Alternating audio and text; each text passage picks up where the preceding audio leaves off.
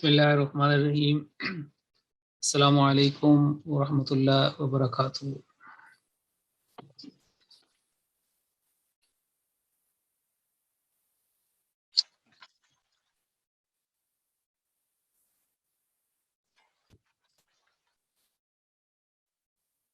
گزشتہ کلاس میں ہم نے آیات القرآن کے بارے میں بات کی تھی، اور آیتن اور آیات اور آیتین یعنی آیتن کا لغوی معنی ہم نے سمجھے تھے،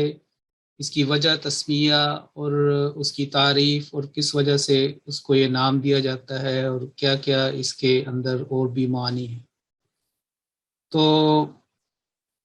آیات کے مجموعہ کو سورت کہا گیا ہے، یعنی کہ نبی کریم صلی اللہ علیہ وسلم کے اوپر جو کتاب نازل کی گئی اس کا نام القرآن رکھا گیا، اور اس کے جملوں کا نام، اس کے ٹکڑوں کا نام آیت، اس کے اوپر ہم تفصیل سے بات کر چکے ہیں، اور آیات کے مجموعہ کو سورت کہا جاتا ہے۔ تاریخ سے پتہ چلتا ہے کہ جس وقت قرآن مجید نازل ہوا اس وقت عرب میں جو بہت ہی شاعر تھے اور ادیب تھے، یعنی کہ ان کے جو فصیح و بلیغ کلام لکھنے والے، انہوں نے اپنے کلام کے مختلف نام مقرر کیے ہوئے تھے، اور اسی نام سے خاص اصطلاحات تھیں جو آج بھی مستعمل ہیں۔ مثال کے طور پر انہوں نے اپنے مجموعی کلام کا نام، جو شاعرانہ ان کا کلام تھا، اس کو دیوان کہتے تھے، اور یہ اردو اور فارسی میں آج بھی استعمال ہوتا ہے، ہم کہتے ہیں دیوان غالب، اور اسی طریقے سے باقی۔ تو دیوان جو ہے، انہوں نے اپنے مجموعی کلام کو وہ دیوان کہتے تھے۔ اللہ تعالیٰ نے اپنے پاک کلام کو اس کے مقابل جو اصطلاح استعمال فرمائی وہ ہے القرآن، جیسا کہ گزشتہ کلاسز میں اس کے بارے میں بات کی ہے۔ اب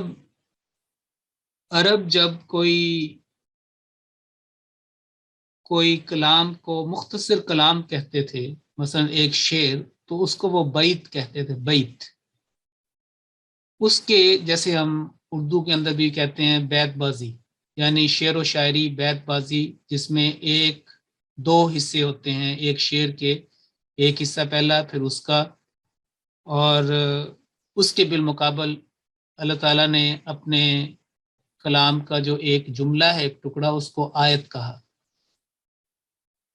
اب اگر بہت سارے اشعار ہوں، ابیات ہوں، تو اس کو عرب لوگ قصیدہ کہتے تھے، کہ کسی کی مدحت میں، تعریف میں وہ اس کو قصیدہ کہا جاتا تھا۔ تو چھوٹے کلام کو جب قصیدہ کہتے تھے تو اللہ تعالیٰ نے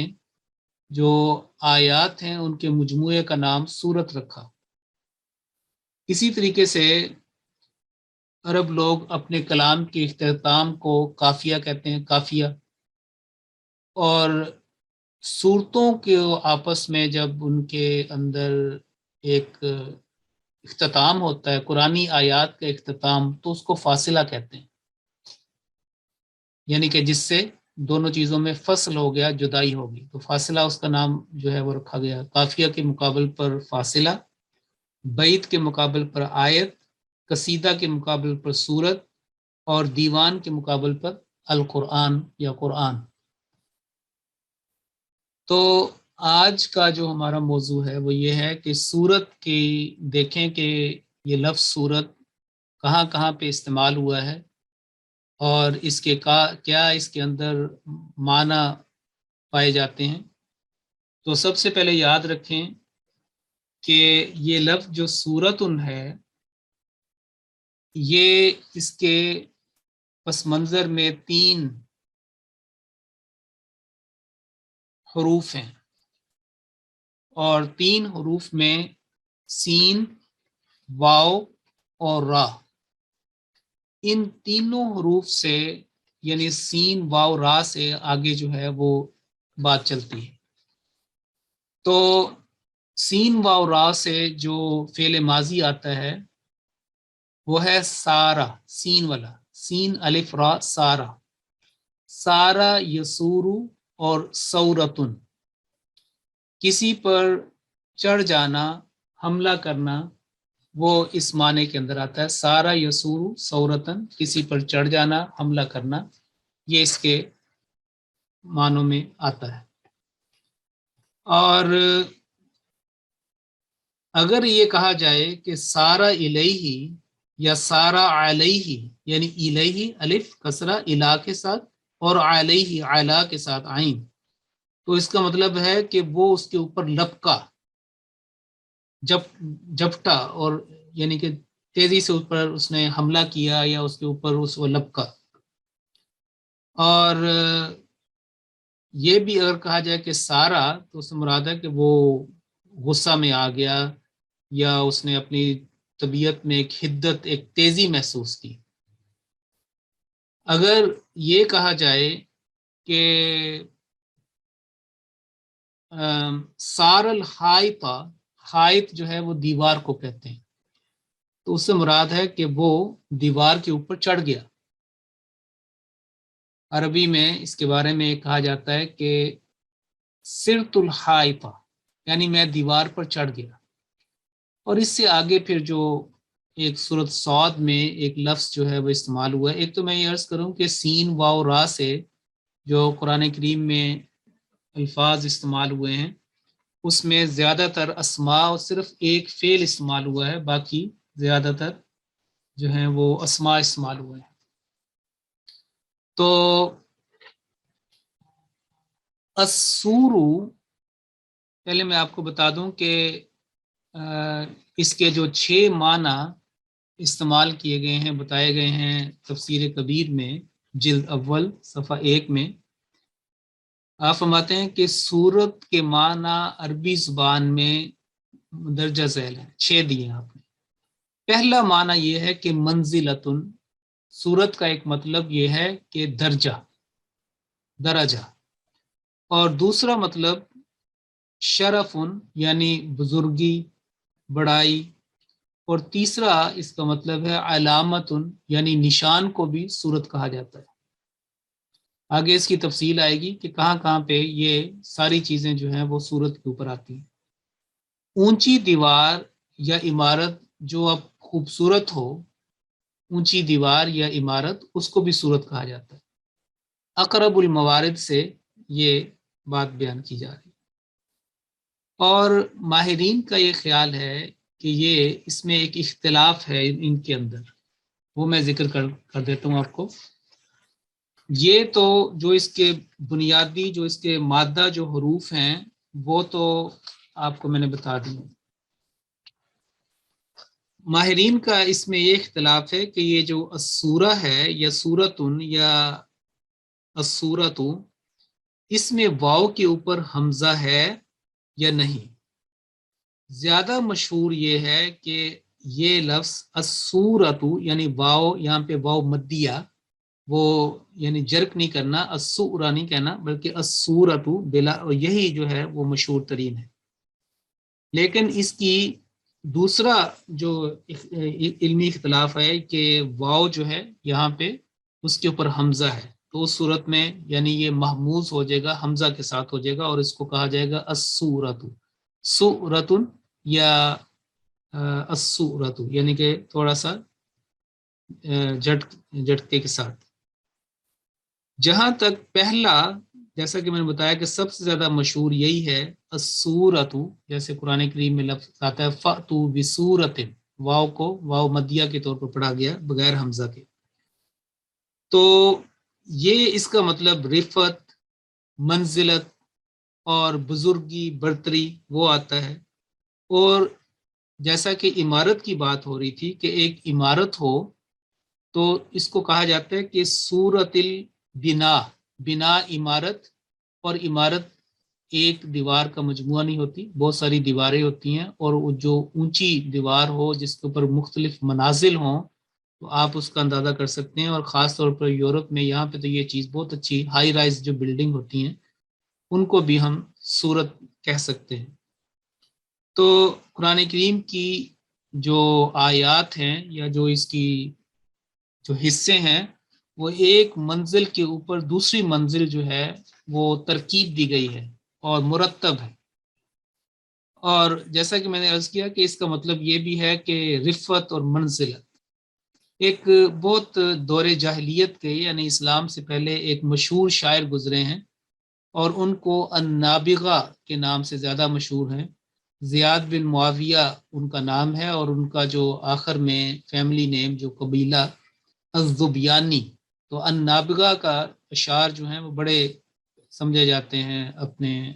جو مشہور جو معلقات ہیں، جو سبع معلقات جن کو کہا جاتے ہیں، ان میں ان کا بھی ہے۔ تو النابغہ کا ویسے بھی مطلب ہے کہ جو اپنی شاعری میں دوسروں سے فوقیت لے گیا، بڑھ گیا اور ممتاز ہو گیا۔ تو ان کا ایک شعر ہے کہ جو ان کے دیوان میں یعنی کہ ہے دیوان النابغہ الذبیانی، کہ علم ترى ان اللہ اعطاک صورتاً، کہ کیا تو نے اس بات پر غور نہیں کیا، نہیں دیکھا کہ اللہ تعالیٰ نے تجھے صورت عطا کی ہے۔ تو یہ قرآن کریم کے اترنے سے پہلے کا یہ یعنی کلام ہے، اور اس میں یہ صورت منزلت اور رفت کے معنوں میں استعمال کی گئی۔ تو وہ کہتا ہے کہ کیا تو نے اس بات پہ غور نہیں کیا کہ اللہ تعالیٰ نے تجھے صورت عطا کی ہے، یعنی رفت اور منزلت عطا کی ہے۔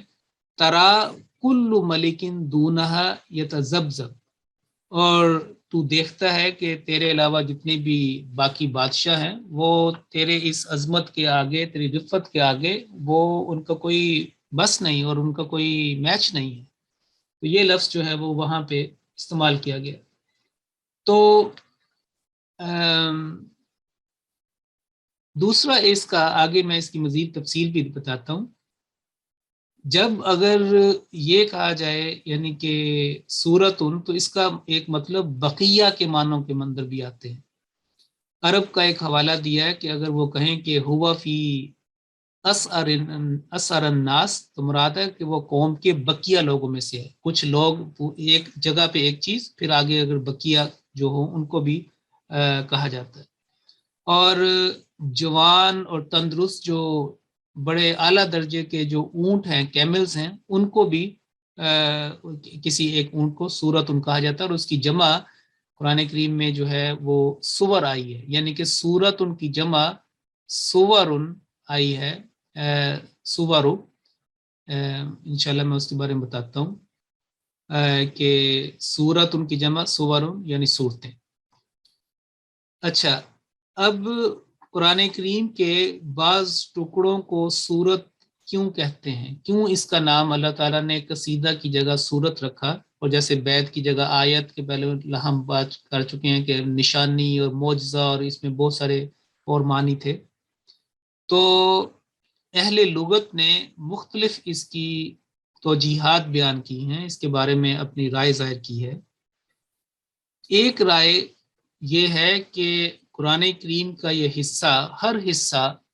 اپنے اندر ایسی منزلت، ایسی رفت اور برتری رکھتا ہے کہ ان کے پڑھنے سے انسان کا درجہ بلند ہوتا ہے۔ اور آپ یہ بات بالکل ٹھیک ہے، اس لحاظ سے اگر آپ سمجھیں کہ قرآن کریم کے ایک حرف یعنی ایک بامعنی لفظ جو ہوتا ہے، ایک حرف بھی اگر بامعنی لفظ ہو، تو حرف یعنی لفظ کے معنی میں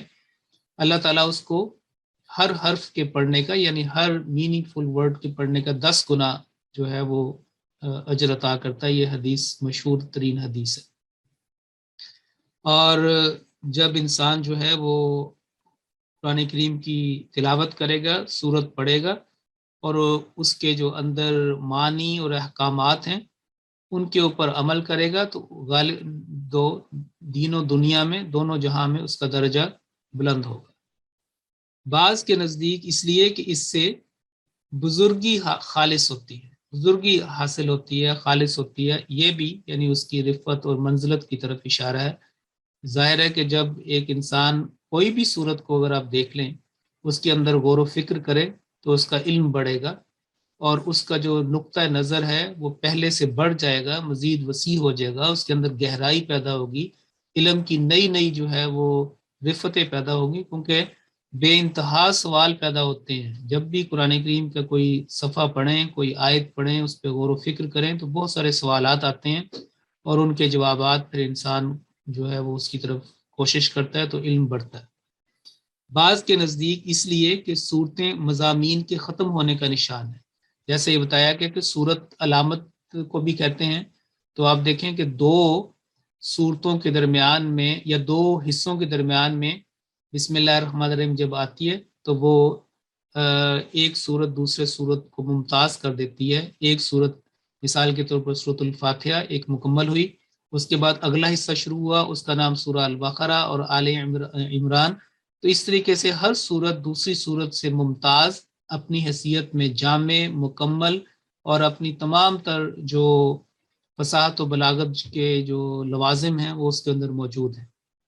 تو جب ایک صورت ختم ہوتی ہے تو وہ اس بات کا نشان ہے کہ اب اگلی صورت جو ہے وہ شروع ہونے والی ہے۔ اسی لیے ایک یہ بھی ہے کہ بظاہر فزیکل اعتبار سے قرآن کریم کی آخری صورت الناس ہے، لیکن صورت الناس کے بعد ہی سنت نبوی صلی اللہ علیہ وسلم بھی ہے، اور رمضان میں بھی ایسے ہوتا ہے کہ الناس کے ختم کرتے ہی اگلی صورت شروع کر دی جاتی ہے، یعنی سورۃ الفاتحہ، تاکہ یہ سلسلہ چلتا رہے۔ تو ایک صورت جب مکمل ہوئی تو اگلی صورت آ گئی، اور یہ دور جو ہے وہ چلتا رہتا ہے۔ بعض کے نزدیک اس لیے کہ وہ ایک بلند اور خوبصورت روحانی عمارت دنیا کے سامنے پیش کرتی ہیں، یعنی جیسے کہا گیا کہ صورت ایک بلند عمارت جو آہستہ آہستہ ایک ترتیب کے ساتھ، ایک ترکیب کے ساتھ بلند ہوتی ہوئی نظر آتی ہے، اور ہائی رائز بلڈنگ یہاں پہ اگر آپ دیکھیں یورپ میں تو بہت اچھی اس بات کی سمجھ آ سکتی ہے۔ تو یہ جو روحانی عمارت ہے قرآن کریم اس کی ایک مسلسل، اگر آپ دیکھیں کہ 114 اس کی صورتیں، اور ہر صورت ایک منزل ہے،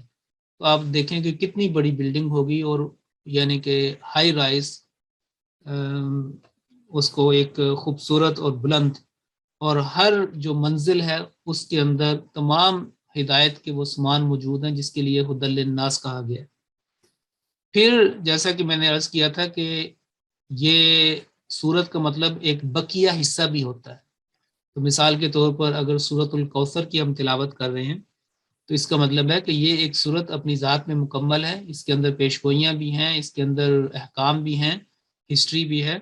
لیکن یہ قرآن کریم کا ایک حصہ ہے، باقی بقیہ حصہ اور بھی بہت سارا ہے، تو اس لحاظ سے بھی بقیہ حصہ۔ پھر یہ ہے کہ یہ جو اختلاف ہے، یعنی کہ یہ جو مختلف بیان کیے جاتے ہیں یہ غور و فکر سے آتے ہیں، لیکن جو 6 چیزیں بیان کی گئی ہیں کہ اس میں درجہ، اس میں بزرگی، علامت اور عمارت، وہ ساری چیزیں جو وہ ساری کی ساری 6 کی 6 جو ہیں وہ اس کے اوپر ہم اس کا اطلاق کر سکتے ہیں سورت کے اوپر۔ تو قرآن کریم کے معین ٹکڑوں کو سورت اس لیے کہا جاتا ہے کہ وہ قرآن کریم کا حصہ ہے، اور ایک حصہ دوسرے سے ممتاز ہے، اور بقیہ کر کے مکمل بنتا ہے۔ ان میں سے ہر ایک میں ایک مکمل اور پورا مضمون بیان ہوا ہے، اور ایک مضمون دوسرے مضمون سے ربط ہے، جیسے ایک بلڈنگ ہے اس کی ایک دیوار دوسری دیوار کے ساتھ ملی ہوتی ہے، اور اگر ہائی رائز بلڈنگ دیکھیں تو ایک منزل کے اوپر دوسری کے اوپر تیسری، ایک مسلسل ایک سفر ہے جو اوپر، تو یہ بھی اس طرح کا اگر سورۃ الفاتحہ سے لیں تو ایک مکمل جرنی ہے جو انسان کو آہستہ آہستہ علم کی رفتوں کی نئے نئے منازل کی طرف لے کے جاتی ہے۔ پھر وہ بلند اور خوبصورت روحانی تعمیر پر مشتمل ہے،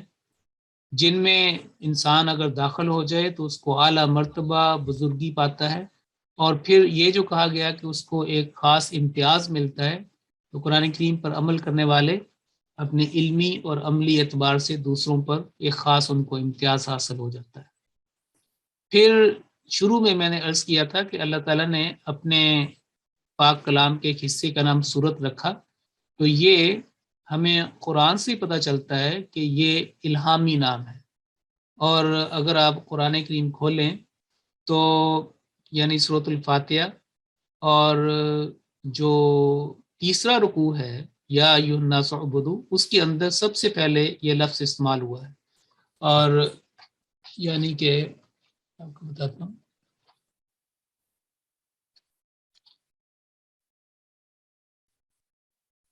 یہ جو سب سے پہلے جو قرآن کریم میں لفظ آیا ہے وہ یہ آیا بصورت، فاتو کی وجہ سے با آیا لیکن لفظ صورت. تو یہ آیت نمبر 24 میں، سورۃ البقرہ آیت نمبر 24 میں، کہ فاتو بصورت من مثلہ، کہ اگر تمہیں وَإِن كُنتُمْ فِي رَيْبٍ مِّمَّا نَزَّلْنَا عَلَىٰ عَبْدِنَا، اگر ہمارے بندے پر تمہیں جو ہے وہ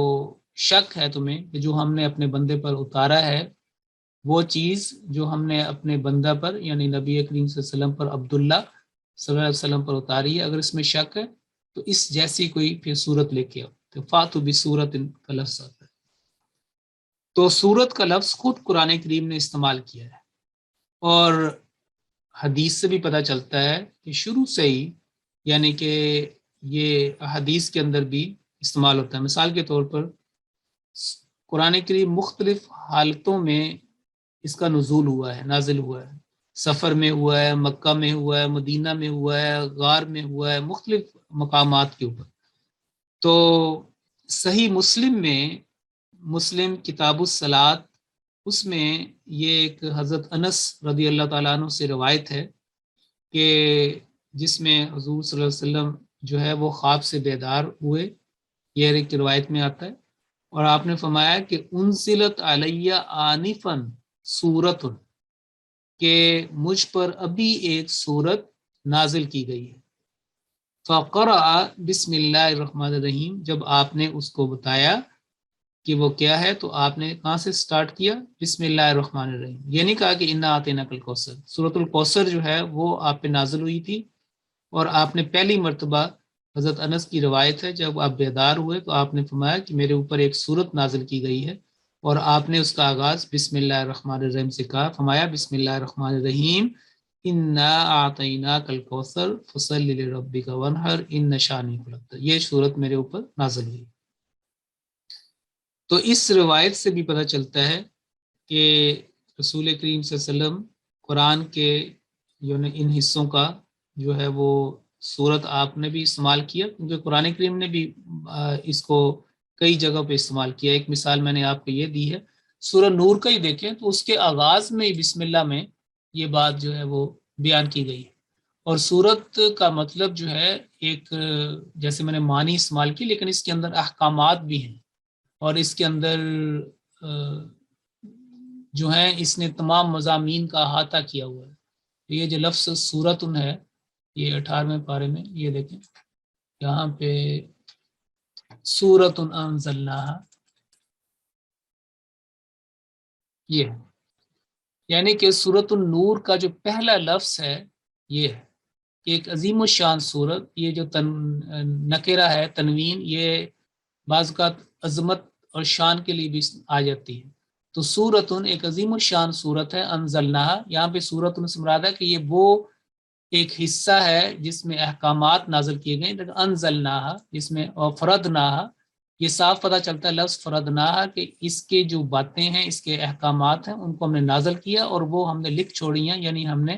شریعت کا حصہ بنا دی ہیں، ان کے اوپر عمل کرنا فرض ہے. وہ انزلنا فیہا آیات. تو یہ اب دیکھیں کہ اس میں یہ سارا جو مضمون ہے اس میں یہ بیان ہوا ہے. تو یعنی کہ سورت کا لفظ قرآن کریم میں ہی شروع سے استعمال ہوا ہے، اور احادیث میں اور بعد میں یہ جو لوگ ہیں ان کے اندر بھی یہ آتا ہے. اچھا، اب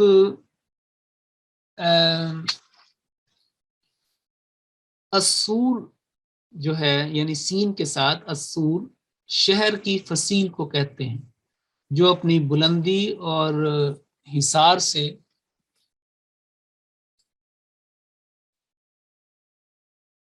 ایک شہر کو ممتاز کر دیتا ہے. اور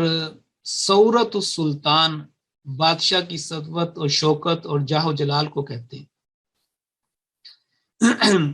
قرآن کریم کے ایک حصہ کو सूरत कहने की बहुत सारी तौजीहात मैंने आपके सामने बयान की। बाज का ख्याल है कि चूंकि सूरतों से एक बुलंद रूहानी इमारत बनती है, तो पहली सूरत बाद में आने वाली सूरत के लिए एक सीढ़ी का काम देती है, एक मेराज है, एक आगे सफर करने का एक जरिया है जिससे बंदा ऊपर आता है, क्योंकि एक मजमून दूसरे मजमून के साथ गहरा रब्त रखता है। चूंकि ये मंजिल ब मंजिल आती है, जो मनाजिल कुरान है उसके अंदर ये मजमून बड़ी अच्छी तरह समझ आ सकता है कि मनाजिल कुरान जो 7 मनाजिल मशहूर हैं, फमी बी शौकिन, जो उनके बताया गया कि फा से फातिया, मीम से मायदा, जो 7, उसमें भी आप देखें कि सूरतों के हिसाब से वो सारा एक मजमून जो है वो जर्नी चलती है। तो चूंकि सूरतों मंजिल पे मंजिल आती हैं और एक सूरत दूसरी सूरत के लिए सीढ़ी का काम देती है, जिससे जैसे हम एक मंजिल पे जाते हैं लिफ्ट के जरिए, एक जीना उसने तय किया या एक लैडर या एक सीढ़ियां, उससे आगे स्टेयर्स, तो इन सब के मजमुआ से कुरान करीम की जो इमारत है उसकी तकमील होती है। और ये जो कहा जाता है कि इसको जो शहर की जो फसील है, जिसको शहर पनाह कहते हैं, इस वक्त तो कोई तस्वुर नहीं है, लेकिन अगर पुरानी तारीख देखी जाए तो एक जो शहर होता था, जो सबसे पहले वो देखते थे कि पानी के करीब हो, किसी दरिया के पास हो या किसी जहाँ पे पानी का रिसोर्स हो, को बड़ा इम्पोर्टेंट है। और फिर ये है कि चोरों से, डाकुओं से, कज़ाकों से और मुख्तलिफ दो दूसरी कौमों के हमलों से जो महफूज करने के लिए वो लंबी लंबी ऊंची दीवार जो है वो बनाया करते थे। पुरानी अगर आप देखें कि सूरतुल काफ के अंदर भी एक दीवार का जिक्र है, उन्होंने कहा कि हमें एक ऐसी खतरा है, आप हमारे लिए, जुल्करनैन को कहा कि आप हमारे लिए दीवार बना दें। तो उन्होंने कहा कि आतूनी जुबर अल हदीद, आप मुझे ये चीज़ें ला के दो तो मैं तुम्हें एक मजबूत जो दीवार बना दूंगा, ताकि कोई उन उसके नकब ना लगा सके और तुम्हारे पर हमला ना कर सके। दीवारें चीन आप देखें जिन मकासद के लिए, तो पुराने वक्तों में, अब खैबर का जो हुई थी जंग, जो नबी करीम सल्लल्लाहु अलैहि वसल्लम ने जो मुसलमानों को अल्लाह ताला ने फतह अता फरमाई, हज़रत अली का मशहूर वाक़या है कि वो जैसे जाके उनकी पहली फाइट हुई थी और मरहब के साथ, और फिर जैसे, तो पूरा आप देखें कि पुरानी जो हिस्ट्री है उसमें एक शहर को, एक गांव को वो एक मजबूत ऊंची दीवार के साथ वो उसको इहाता कर लेते थे, और उसमें फिर वो गेट लगा देते थे, और वही था, वहीं पे सारा पहरा वहीं पे होता था। और सबसे पहले वो दरवाजे को या दीवार को कमजोर करने की कोशिश करते थे, और उसके जरिए से फिर वो अंदर दाखिल होते थे। तो ये उनका डिफेंस सिस्टम था उस वक़्त का, कि जिसके लिए तो कुरान करीम के जो आयात हैं वो सूरतों के अंदर बंद हैं, और उसके अंदर उसके अहकामात हैं, और उसकी सारी चीज़ें, यानी अहकामात की हिफाजत, या उसको एक मानी के लिए एक बताया गया है कि जिस तरह फसील से या बड़ी दीवार से शहर की हिफाजत होती है, तो कुरान करीम की आयात की हिफाजत उस सूरत से, उस पैटर्न से हो रही है कि एक मजमून मुकम्मल हुआ, फिर आगे, और आपस में एक दूसरे को वो सपोर्ट कर रहे हैं। तो फिर इस लिहाज से अगर हम देखें कि जो है कुरान करीम के एक मुअय्यन हिस्सा कुरानिया के लिए भी इसको इस्तेमाल किया गया है, फिर दीवार के मानों में भी इस्तेमाल किया गया है, और फिर इसी से लफ्ज़ जो है वो अस्वीरतुन और असाविर भी इसी रूट से, इसी मादा से बना है। और कंगन का के लिए ये लफ्ज़ इस्तेमाल हुआ है, कंगन जो पहनते हैं, ब्रेसलेट, और ये इसके लिए भी आता है। और पुराने वक्तों में अब भी इमारत के लिए, सरदारी के लिए, सरफराजी के लिए, सरबुलंदी के लिए कंगन जो है वो इस्तेमाल होते हैं। आपने मशहूर सुना होगा कि हज़रत उनको कहा था ना, एक सुराका बिन मालिक, जो बाद में साहबी वो बन गए थे रज़ी अल्लाह तआला अन्हु, उनको कहा था कि उस वक्त जब वो हिजरत कर रहे थे, नबी करीम सल्लल्लाहु अलैहि वसल्लम, हज़रत अबू बकर साथ थे, तो वो उस आदमी ने आपको फॉलो किया था, और क्योंकि इतना बड़ा इनाम के वो था उसके लिए, तो उस वक़्त उन्होंने कहा था कि सुराका, उस वक्त तेरा क्या हाल होगा जब किसरा के कंगन तेरे हाथों में होंगे। तो बादशाह जो है बड़े सोने से मुरक्का, मुज़य्यन और चांदी के जो है वो बड़े बड़े कंगन पहना करते थे। अब देखें कि जो कलाई है جس سے سارے کام کرتے ہیں، اور ملنا ملانا اور ڈائریکشن کے لیے استعمال کرنا، احکام نافذ کرنے کے لیے استعمال کرتے ہیں ہاتھ، اس میں کنگن، تو اس نے بھی ایک قسم کا اس احاطہ کیا ہوتا ہے، اور پرانے وقتوں میں جو ہے وہ مرد بھی اس طرح پہنتے تھے، جیسے جس کو کڑے کہتے ہیں ایک لحاظ سے، تو بڑے بڑے قیمتی اور سونے ہیرے جواہرات جو ہیں اس کے ساتھ وہ بنے ہوتے تھے، تو اس کو بھی قرآن کریم نے اس کا بھی حوالہ دیا، میں آپ کے سامنے ابھی پیش کرتا ہوں کہ اگر کہا جائے کہ صورت المرأة، تو اس سے مراد ہے کہ میں نے عورت کو کنگن پہنائے، تو اگر کہا جائے کہ ہاں کہ میں نے عورت کو کنگن پہنائے، اگر کہا جائے کہ جاریۃ مصورۃ، تو اس لڑکی کو کہتے ہیں جاریہ، لڑکی، اس لڑکی کو کہتے ہیں جس نے بازو بند پہنا ہو، اور مخلخلۃن، پازیب پہنی ہو، اس کو یہ کہا جاتا ہے۔ اسویرۃ من ذہب، قرآن کریم میں آیا ہے سونے کے کنگن، اس اسویرۃ کی جمع اساور ہے، اساویر من فضۃ، چاندی کے کنگن بھی استعمال ہوئے ہیں، سونے کے کنگن بھی استعمال ہوئے ہیں، تو اس لیے یہ بھی اس کے معنی ہیں کہ ہر جو صورت ہے وہ ایک خوبصورت بہت ہی قیمتی کنگن ہے، جن کے اندر انسان جو ہے وہ اپنے آپ کو دے دے تو اس کی زینت کا باعث بھی ہے، اس کی رفت کا باعث بھی ہے، اور اس کے قیمتی ہونے کی طرف بھی ہے کہ اس کے پاس گویا کہ ایک بہت قیمتی چیز آ گئی، مال آ گیا، اس نے اپنے آپ کو، اپنے وجود کو اس کنگن کے اندر داخل کر دیا، تو محفوظ بھی ہو گیا، اور اس کو اس کی جو ہے یعنی روحانی اعتبار سے اور دنیاوی بھی اللہ تعالیٰ نے اس کو نعمت عطا کی، اس کو غنی کر دیا۔ اچھا، یہ ایک حدیث ہے حضرت عائشہ رضی اللہ تعالیٰ عنہ نے، جب انہوں نے حضرت زینب، آپ کو پتا حضرت زینب بھی ام المومنین تھی، ان کے بارے میں کوئی جب بات کی تو انہوں نے ان کے بارے میں یہ کہا تھا کہ کلو خلالیہ محمود ما خلا صورتم من غرب، کہ ہر چیز اس کی انتہائی قابل تعریف، قابل تحسین، قابل توصیف ہے، ما خلا صورتن، یہ جو سین واو را ہے، صورتن جیسے شروع میں بتایا تھا کہ اس سے مراد حدت اور تیزی بھی ہے، بس یہ ہے کہ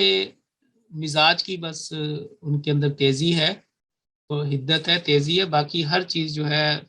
صدقہ خیرات میں، نمازوں میں، اخلاق میں بہت اچھی ہیں، لیکن بعض ایک طبیعی ہوتی ہے نا، ایک مزاج میں بعض چیز نرمی ہوتی ہے، بعض میں تیزی، تو اس کا جو ہے اس میں بھی یہ لفظ استعمال ہوا ہے۔ چنانچہ عربی میں جیسا کہ میں نے شروع میں بتایا تھا کہ سارا یسور اور السور بلندی پر کودنے کے ہیں، لپکنے کے ہیں، اور غصہ کی اگر شدت ہو، بعض اوقات انسان جب غصہ میں شدت کرتا ہے تو اس کو بھی عربی میں سورت الغضب کہا جاتا ہے، غصہ کی تیزی، اور وہ شراب، کیونکہ عرب میں یہ وہ جو سارے کلام ہے جب بیان کیا جاتا ہے تو ان کے محاورے بھی استعمال کیے جاتے ہیں، تو اس وقت شراب بڑی عام تھی، اس یعنی دور جاہلیت میں، اسلام سے پہلے، تو وہ کہتے ہیں کہ سورت الشراب، شراب کی جو تیزی، حدت، جو جیسے کہتے ہیں دماغ کو چڑھ جائے، تو سورت الشراب کا لفظ بھی استعمال ہوتا ہے۔ تو یہ پھر جیسے قمر کی منازل ہیں، تو قرآن کی ان کی جو صورتیں ہیں ان کی بھی جو ہے وہ منازل ہیں، اور اب ہم چلتے ہیں کہ اس کے جو استعمالات ہیں وہ کون کون سے ہیں قرآن کریم میں۔ ایک تو یہ ہے کہ اس سین واو را سے 17 مرتبہ یہ لفظ استعمال ہوا ہے، اور یعنی کہ لفظ جو سورتن ہے یہ 10 مرتبہ لفظ استعمال ہوا۔ ایک میں نے مثال آپ کو یہ دے دی تھی، یہ والی، یعنی سورتن، یہ والی سورتن، فاتو بھی سورتن، تو 10 مرتبہ یہ لفظ استعمال ہوا، اس کی جمع جو ہے وہ 12ویں پارے میں آتی ہے۔ تو ابھی میں آپ کو اس میں چلتے ہیں، اس میں اور یہاں پہ دکھا دیتا ہوں، تو پارہ نمبر 12 یہ آ گیا جی، پیرا نمبر 12 آگ سے جلدی. فَأْتُو بِعَشْرِ سُوَرٍ، یہ دیکھیں پھر اس جیسی افترا کی ہوئی صورتیں، یہ والی تو صورت ان کی جمع سور. اور یہ بھی کہا جاتا ہے کہ اس کا جو سوراتن بھی آ گئے، اس کی جمع جو ہے وہ بھی ٹھیک ہے سوراتن، لیکن قرآن کریم نے اس کو یعنی کہ اس کی جمع سورن بھی ہو سکتی ہے اور سوراتن بھی ہے، لیکن قرآن کریم نے سور ان کو استعمال کیا، یعنی واو کے اوپر فتحہ لگا کر اس کو استعمال کیا. اور اس کے بعد جو ہے کہ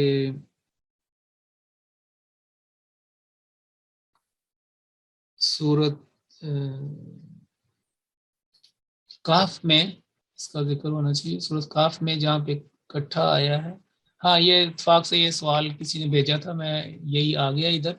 میں آپ کو پہلے یہ بتا دوں کہ کسی نے یہ سوال کیا تھا یہاں پہ یہ والا.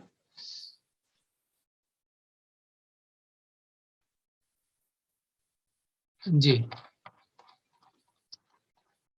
کسی نے یہ سوال بھجوایا تھا کہ یہ جو آیت، یہ تو آپ کو پتہ چل گئی ہوگی کہ یہ آیت نمبر ہے 13 سورہ بنی اسرائیل کی. جو سوال کرنے والے تھے وہ سورہ بنی اسرائیل پارہ نمبر 15. تو اس کی یہ آیت وہ کہتے ہیں کہ یہاں پہ لفظ جو ہے النہاری یہاں پہ کیوں آیا ہے، یعنی کہ کسرہ کے ساتھ، اور یہاں پہ ہے والنہارا را کو فتح کے ساتھ کیوں کہا گیا ہے. تو یہ بڑا سمپل سی ہے، اگر آپ دیکھیں اس کو غور کریں.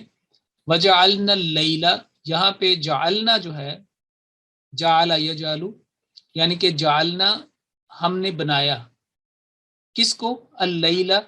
یہ مفعول ہے، مفعول بھی منصوب کیا گیا، اس کو منصوب جو مفعول ہوتا ہے منصوب ہوتا ہے. تو دو ہیں یہاں پہ دیکھیں، ہم نے رات اور دن کے دو نشان بنائے. وجعلنا اللیل والنہار، ہم نے ان دونوں کو جو ہے وہ بنایا، تو اس لیے یہ جو ہے نا منصوب ہو گیا. اور یہاں پہ وجعلنا کس کو بنایا کہ یہ والا، یہ دیکھیں دن کے نشان کو، دن کے نشان، تو یہ لفظ تھا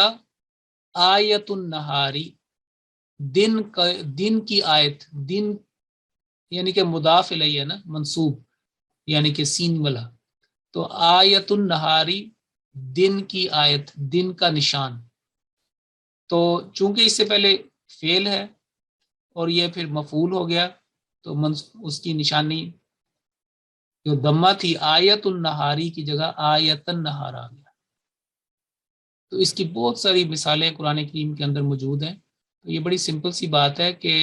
فعل کے بعد اگر کوئی اسم ہو جس کے اوپر فاعل کا اثر ہے اور وہ مفعولی حالت میں ہے، تو وہ اس کا آخری جو اعرابی حرکت ہوگی وہ منصوب ہوگا، یعنی کہ فتحہ کے ساتھ.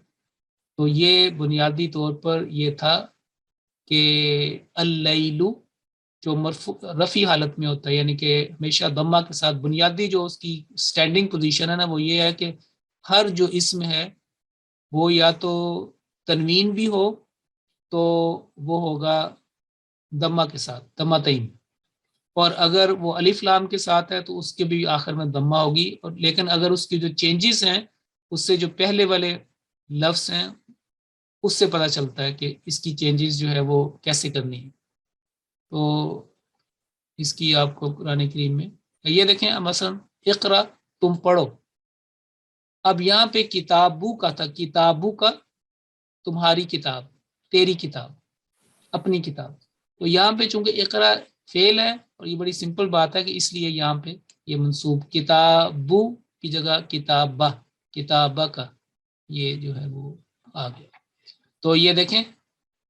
یہاں پہ بھی لفظ تھا یوم القیامت، قیامت کا دن، اس سے پہلے فعل، اس نے جو ہے اس کو اس طریقے سے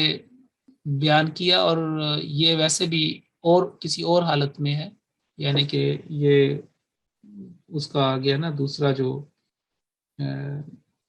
ظرف زمان، لیکن آگے پھر اس کا آپ کو اس سے پتہ چل جائے گا کہ یہ دیکھیں یہ کیسے اس کو استعمال ہوگا. اچھا جی، اور میرا خیال ہے یہ آپ کو پتہ چل گیا ہوگا کہ کیوں یہاں پہ کسرہ آئی ہے اور کیوں یہاں پہ یہ آئی ہے. جی جزاک اللہ. چلیں اب جو بات کر رہے تھے وہ اسفرتن کی جمع یہ ہے. یہ دیکھیں یہاں پہ کنگن کا ذکر ہے. یہاں پہ یحلون فیہا من اساور، اسورتن کی جمع، وہاں سونے کے کنگن پہنائے جائیں گے ان ذہب. اور اساور بھی آ گیا، اور اس کے بعد جو ہے اساور کی جگہ اسورتن جو ہے وہ غالباً سورہ اسورتن سورہ زخرف میں ہونا چاہیے. سورہ زخرف اس میں ایک کا استعمال ہوا ہے، یہ لگتا ہے زخرف. ہاں جی یہاں پہ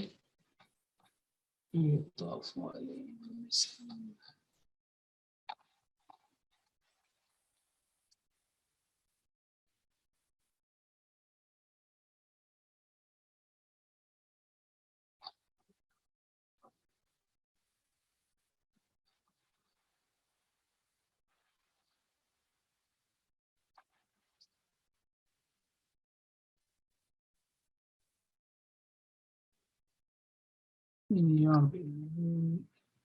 جی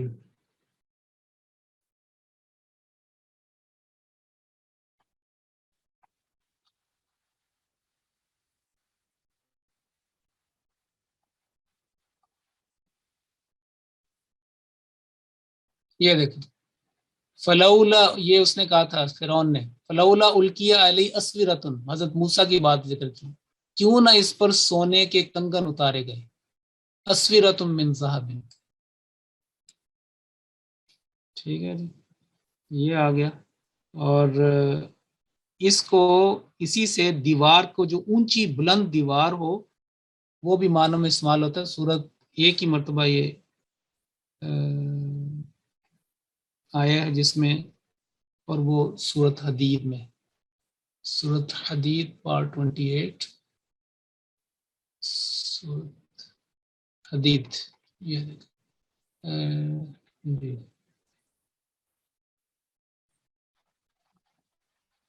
یہ دیکھیں اس سے بھی یہ بھی وہی ہے جو دونوں چیزوں کو یہ ہے نا سورتن ہے، یہ بھی سورن کہ دو چیزوں کا ذکر ہے، تب ان کے درمیان ایک ایسی دیوار حائل کر دی جائے گی. بسور اللہ باب وضرب بینہم بسور اللہ باب، یعنی کہ ایک ایسی دیوار ان کے اندر آپس میں، تاکہ ان کو کیونکہ یہ دیکھیں دیوار کن کے درمیان ہے، منافقون اور منافقات، منافقون اور منافقات اور یہ ایمان والے، ان کے درمیان دیکھیں نا وہ آپس میں کمیونیکیشن کریں گے. جی پھر ایک اور حوالہ دیکھ آگے بات بڑھاتے ہیں. سورہ محمد صلی اللہ علیہ وسلم کا حوالہ سورہ 26 میں ہونا چاہیے، یہ آ گیا. اچھا سورہ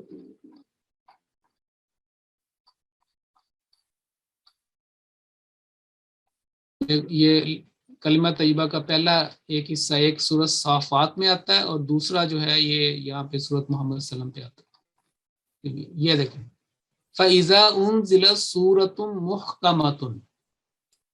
جب کوئی محکم تک کی صورت ایک مکمل، اور یہاں پہ بھی یہی ہے کہ وہ آیات محکمات، وہ احکام، یعنی کہ سورت سے مراد وہ پوری احکامات مکمل جو جس میں واضح طور پر ذکر کیا گیا ہو، جیسے سورت انزلنا و فرضنا، تو یہاں پہ بھی اس معنوں میں جو 6 کے 6 معنوں، لیکن وہ جو خاص بات جو ہے وہ کلیئر کر دیں. اور اسی سے جیسے بتایا کہ اونچی جیسے تھیف کوئی چور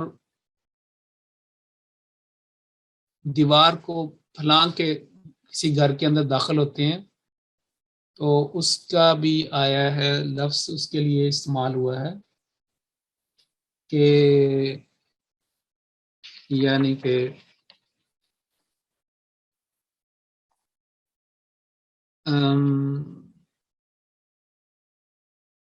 یعنی کہ تصورہ کا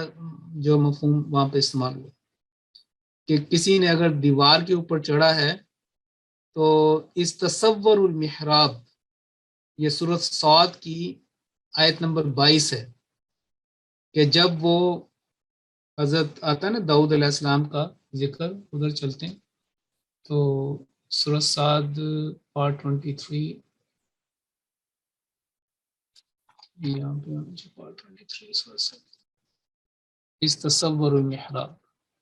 اس دخلوا علیہ، یہ دیکھیں یہاں یہ بھی اس کا بھی روٹ وہی ہے اور اس سے مراد ہے کہ دیوار کے اوپر چڑھنا اہتمام کے ساتھ.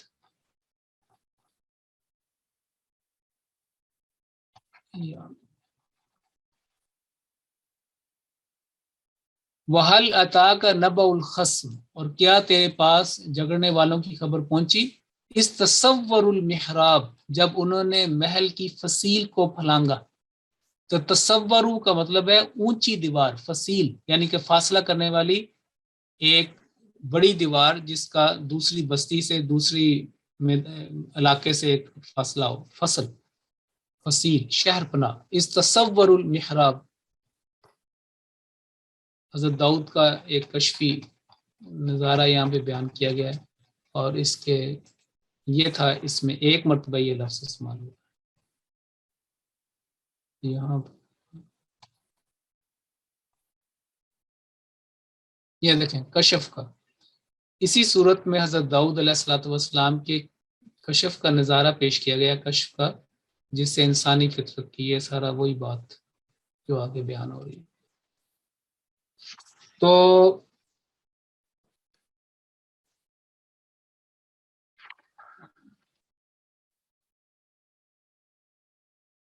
اس سے یہ ساری مطلب نکلے کہ سورت جو ہے اس کے معنی میں کنگن بھی آتا ہے، اسی سے سورت کا لفظ سوار سے لیا گیا جس کے معنی کنگن کے ہیں. جس طرح کنگن جو ہے وہ ایک کلائی کو گھیر لیتا ہے اور انسان کی خوبصورتی کا باعث ہے، اس کی غنی ہونے کا ثبوت ہے. اسی طرح سورت بھی اپنی تمام آیات کو، اپنی مضامین کو، اپنے احکامات میں جو بھی اس کے اندر معنی اور معارف پوشیدہ اس کو گھیر لیتی ہے. تو سورت کا مطلب جو ہے بلند ہونا بھی اس لحاظ سے بھی کہ سورت اللہ تعالیٰ کا کلام کا حصہ ہے اور اس کی ہر آیت جو ہے وہ بہت ہی بلند مرتبہ جو ہے وہ رکھتی ہے. یہ تو تھی تمام لغوی تعریفیں. اب سورت کی جو اصطلاحی تعریف یہ ہے کہ سورت ایسے مجموعے کو کہتے ہیں جو جس میں آغاز بھی ہو اور خاتمہ والے بھی آیات ہوں. تو ہم دیکھتے ہیں کہ قرآن کریم میں جو شروع کی آیات اور آخری، ان میں آپس میں ایک گہرا ربط پایا جاتا ہے. کوئی بھی آپ سورت لے لیں، اس کا آغاز کا مطالعہ کریں اور آخری جو آیت ہے اس کو دیکھیں، آخری جو 2-4 آیات ایک مضمون، ان کے اندر آپ کو ربط ملے گا. اور اکثر یہ ہوتا ہے گہری نظر سے دیکھیں تو ایک خلاصہ جو ہے وہ آخر میں اس کا بیان کیا ہوا ہوتا ہے. تو اس لحاظ سے قرآن کریم کی سب سے جو چھوٹی صورت ہے وہ سورۃ الکوثر، جس کی ابھی میں نے مثال بھی آپ کو دی تھی. تو اس کا ہر سورت کا ایک آغاز بھی ہے یعنی فاتحہ بھی ہے اور اس کا خاتمہ بھی ہے. تو اس کا جو آغاز ہے اس کو فاتحہ کہا جاتا ہے اور جو سورت کا جو اختتام ہے اس کو خاتمہ کہا جاتا ہے. جو بالکل اس طرح جیسے کلام کے اندر کہتے ہیں نا کہ مطلع ہے اور یہ مقطع ہے، اس طرح کا ادھر بھی ہم اس بات کو سمجھ سکتے ہیں. اور سب سے بڑی جو سورت ہے وہ سورہ البقرہ ہے، 287 اس کی آیات ہیں. پھر ان کے اندر مختلف صورتیں مختلف اعتبار سے بیان کی گئی، کچھ چھوٹی ہیں، کچھ 100 آیات والی ہیں، کچھ سے بڑی ہیں، کچھ اس سے چھوٹی ہیں. بہرحال وہ علوم القرآن کا ایک علیحدہ ٹاپک ہے جس کے اوپر پھر کسی وقت اس کی مناسبت سے جو ہے وہ بات کی جائے گی. تو یہ تھا اس لفظ صورت کے مختلف حصے کہ تصورو کا لفظ اس میں استعمال ہوا ہے، کنگن کے معنوں میں اس کو استعمال ہوا ہے، دیوار کے معنوں میں استعمال ہوا ہے، قرآن کریم کا ایک جو مکمل صورت ہے اس کو کہا استعمال ہوا ہے. تو میں نے کہا کہ ایک شہر کو دوسرے شہر سے جدا کرنا اور ایک مضبوط عمارت بنانا دیواریں، کیونکہ جو فصیل ہے اس کو عربی میں سور البلد کہا جاتا ہے. جیسے دیواریں خاص شہر کو محفوظ رکھتی ہے، اس کو جدا کرتی ہے، دوسری جگہوں سے علیحدہ کرتی ہے، اسی طرح قرآن مجید کا ایک حصہ کسی خاص مضمون کو یا واقعے کو بیان کرتا ہے. سورہ یوسف کو اگر آپ دیکھیں ایک مکمل ایک خوبصورت احسن القصص ایک کہانی بیان ہوئی ہے، ایک اور جگہ وہاں پہ مضمون بیان ہوئے، اس کے نشانات کسی اور جگہ ملتے ہیں، دونوں ہر ایک آپس میں جو ہے اس کا وہ ربط جو ہے وہ موجود ہے. اور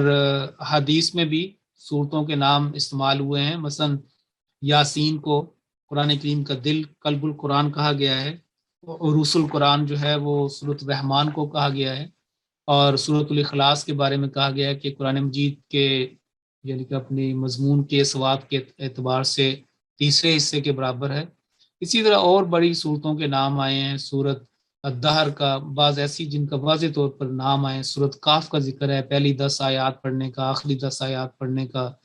اور سورۃ ہود کے بارے میں ہے کہ اس صورت نے مجھے بوڑھا کر دیا، نبی پاک صلی اللہ علیہ وسلم بتاتے ہیں. سورہ نبا، سورہ تکویر، سورہ قیامہ، یہ ساری جو ہیں وہ چیزیں. تو صورتوں کے نام اللہ تعالیٰ نے حضور صلی اللہ علیہ وسلم کو بتائے اور آپ نے یہ نام تجویز فرمائے، اور ان کے نام جو ہیں وہ آپ کے اپنے رکھے ہوئے ہیں. سارے لوگوں کو اس وقت پتہ تھا کہ یہ جو ہے اس صورت کا فلاں نام ہے، کیونکہ بیک وقت جب قرآن کریم نازل ہو رہا تھا تو بعض کا تو ایک صورت مکمل ہو جاتی تھی، لیکن بعض کا سائملٹینیسلی کئی صورتیں بیک وقت چل رہی ہوتی تھی. چنانچہ ہم دیکھتے ہیں کہ سورۃ البقرہ جو سب سے بڑی صورت ہے وہ دوسرے نمبر کی صورت ہے، اور اس کے تیسرے پارے میں ربع کے بعد ایک جگہ ہے جہاں پہ سب سے پہلے حضرت ایک آیت آتی ہے، حضرت جبرائیل آتے ہیں علیہ السلام اور آپ کو فرماتے ہیں کہ یہ آیت جو ہے فلاں جگہ پہ رکھو، اور وہ آخری آیت ہے جو ایک دفعہ میں نے ذکر بھی کیا تھا کہ وَاتَّقُوا يَوْمًا تُرْجَعُونَ فِيهِ إِلَى اللَّهِ والی آیت ہے، تو کہا کہ فلاں جگہ پہ لگاؤ. تو یہ آخری آیت ہے. اگر اب اس کو اعتبار سے دیکھیں تو وہ یعنی کہ قرآن کریم کے شروع کی اگر آیت دیکھیں کہ 7 آیات سورۃ الفاتحہ کی آ گئی، اور یہ والی آخری آیت ہے یہ مثال کے جس کو وہ کہا کہ فلاں جگہ پہ سورۃ البقرہ کے فلاں جگہ پہ اس کو رکھیں، اس کو یعنی کہ وہاں پہ لکھوائیں اور ذہنوں کے اندر بھی سارے لوگ اس طریقے سے وہاں پہ یاد کریں. تو یہ آخری آیت ہے. اس کے بعد کچھ دنوں کے بعد آپ صلی اللہ علیہ وسلم وفات پا گئے، اور وہ یہ آیت ہے تیسرے پارے میں. اگر میں آپ کو بتا رہا تھا کہ 6000 سے زیادہ آیات ہیں، 6348، اور اگر بسم اللہ بعض نہیں شمار کرتے تو پھر 6216 تقریباً بنتی. تو بہرحال تمام مکاتب کا اس بات پہ اتفاق ہے کہ 6000 پلس. تو آپ یہ دیکھیں کہ یہ والی جو آیت ہے 281، بسم اللہ کو ساتھ شامل کریں تو 281 کے بعد 7 سورۃ الفاتحہ کی ڈالیں تو یہ بنتے ہیں 288. تو مراد یہ ہے کہ یہ جو اس کا آرڈر بنتا ہے 289 بنتا ہے. اس کے بارے میں متفق یہ ہے کہ یہ سب سے آخر میں آیت آئی، تو اس کی جو آغاز قرآن کریم سے جو ترتیب ہے جیسے شروع ہوتی ہے وہ 289 بنتی ہے، یعنی ورس نمبر 289. تو اس طرح آپ سے یہ پھر 280 یعنی کہ اگر ہم 282 ہے -7 کریں ڈالیں +7 کریں تو 289 بن گیا نا. تو 288 آیات کے بعد اس بات کا داخل کرنا یہ بتاتا ہے کہ ہر آیت کو کہاں پہ رکھنا تھا، کس کس جگہ پہ، مثلا سورۃ النصر جو ہے وہ آخر میں نازل ہوئی ہے، جو مکمل صورت ہے، اور اس کو آخر میں رکھا گیا صورتوں کے اعتبار سے۔ تو مقامات کے اعتبار سے بھی قرآن کریم نازل ہوا تو مختلف جو کہا گیا جاتا ہے نا کہ یہ صورت آخری ہے، یہ آیتات آخری ہے، وہ بعض کا مقامات کے اعتبار سے بھی ہے۔ تو ایک پورا ایک مضمون ہے انشاءاللہ کسی وقت بیان کروں گا کہ صورتوں کے اعتبار سے آخری صورت کون سی ہے، مقامات پہ جو خاص نازل ہوئی وہ کون سی ہے جو آپ نے تحریر کروائی، اور اس کے بعد آپ کے جو وفات کا جو عرصہ وہ کم سے کم کتنا، تو وہ ایک علیحدہ ایک لیکچر کا متقاضی ہے۔ تو آج کی کلاس جو ہے وہ اسی لیے ختم کرتے ہیں، ٹائم مکمل ہو گیا، جو سوال آیا تھا اس کا جواب بھی دے دیا، تو صورت آج کی مکمل ہوئی۔ اس کے بعد آگے مزید تو انشاءاللہ اس کے نوٹس بھی مرتب کر کے آپ کے دے دوں گا۔ السلام علیکم ورحمۃ اللہ وبرکاتہ۔